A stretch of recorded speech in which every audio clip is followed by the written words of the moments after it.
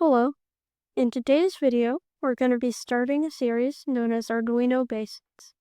In this first episode, we're going to be working on setting up Arduino IDE with your board and building a circuit and coding your board to make an LED flash on and off at a set interval.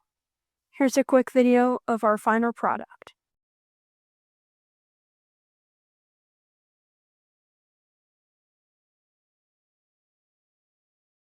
To make our circuit, we're going to need 6 components: a breadboard, a 220 ohm resistor, an LED of any color you'd like, and 2 wires, also of any color you'd like.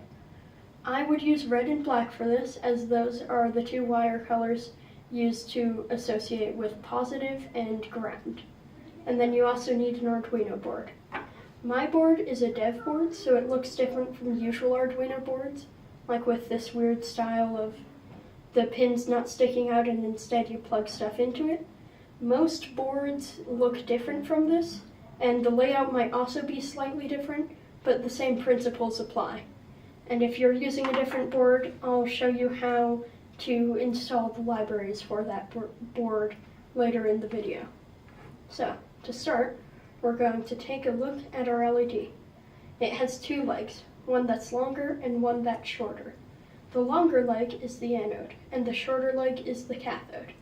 The anode is where positive current goes into the LED and makes it light up, and the cathode is where it flows out and goes back into the circuit.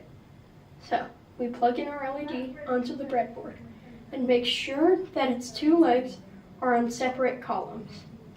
The reason I say this is because on a breadboard, every column is fully connected with itself. So, column 20, everything on column 20, if we put legs of different components on there, will be connected and chained together. And if we let the electricity just go into the same column, it's going to choose the path of least resistance and not go through the LED and just skip over it into ground, which we don't want, because that could cause a short circuit. So, we put in our LED and take our 220 ohm resistor. We plug one leg of it into the same column as the anode. That way, any positive current going through it gets slightly blocked, basically. A resistor resists the flow of the current so that it doesn't put in too much for our LED to handle. So, now that we have our resistor in, we're going to put its other leg in a different column. I'm just going to use column 20. So, now that that's in, we're going to use our 2 wires. Let's start with positive. You plug the positive wire, one end of it, into the same column as the resistor. Then, you look at your board and you find pin D3. On mine, instead of it being labeled D3, it's just labeled 3 in the digital section, but on yours it might be labeled something like D3 or 3, just like on mine. So, we plug our wire into pin D3. Now, that's the positive current. Now we need to plug in the ground wire to the cathode so that the electricity has somewhere to flow out of. And now we look on our board for these weird white rectangle labeled pins. That white rectangle is an abbreviation for ground, and it usually has the text G and D inside of it. That's where we need to hook up our black wire to. Now the circuit itself is complete. You also need a USB-C cable, and it cannot be power only. It has to be both power and data. So, we plug our cable in, and now we're going to move on to coding the Arduino. So, now that you have your circuit built, you still need to write a program that tells the board to flash the LED on and off. So, if you have it already, you can skip this section. But if you don't have Arduino IDE, you can open up your browser of choice, search up Arduino IDE, go to their main page, set your operating system right here, and then you download it. Once you have it downloaded, you're going to need to open up Arduino. I already have the finished one up here, and here's what it'll look like. So it should give you a blank sketch with code that looks like this, and it should be named something like sketch, and then delete the day for the sketch name. So, to start, we're going to need to select our board and port. So for me, I don't yet have my board connected to my computer. I'll need to pull cable. Once I have it in, it should show up if I look at port. If it doesn't, then I know that it's probably something wrong, or I just need to close the tools menu and reopen it. So now that we have our port selected, we need to choose a board. My board, by default, is in the default boards. So I need to download this specific board package. Select that one. If you don't have the board package, you can go to board signature, and search for keywords in your model's name. So, Giga, because I'm missing the Giga. Well, see, that's the word I have.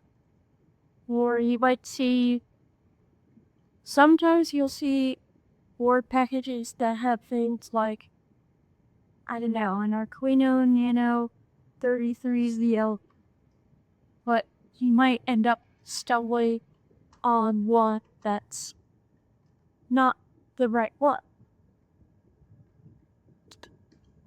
So you might stumble on Arduino Zephyr boards.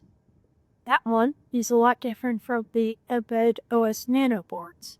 So you have to be careful which board package you install, as especially with the Zephyr boards one, which is in beta, it's a lot more unstable compared to the ones deliberately designed for certain boards.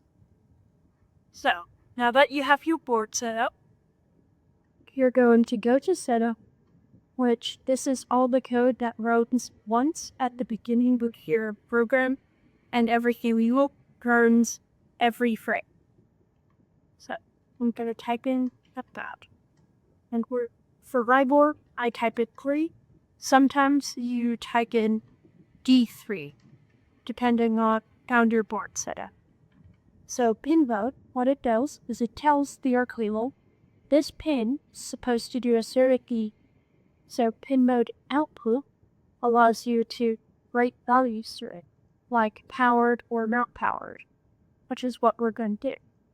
If you want to make the light stay solid and don't want to make it flash, you can just type it right here, 0 right, free, high.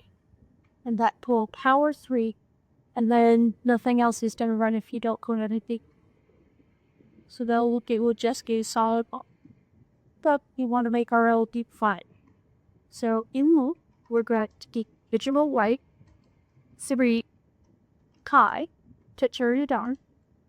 And since we want a delay between each bit of the flash in order to keep it from blur it together, just looping one solid on or off LED, we do delay. And then I'd say around 500 milliseconds, as the delay is in 4 seconds. So 1,000 milliseconds is 1 second, 500 is half a second. So now we're going to do digital right, but instead of doing high, we're going to do low to unpower the LED. And since we don't want to immediately go back high, we add another delay down here. So that's that. If you go up a bit, on my board it looks a little bit different and it has to erase its headlights.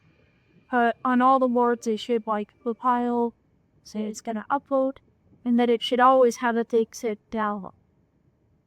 Now, if you look at your LED, it should be flashing.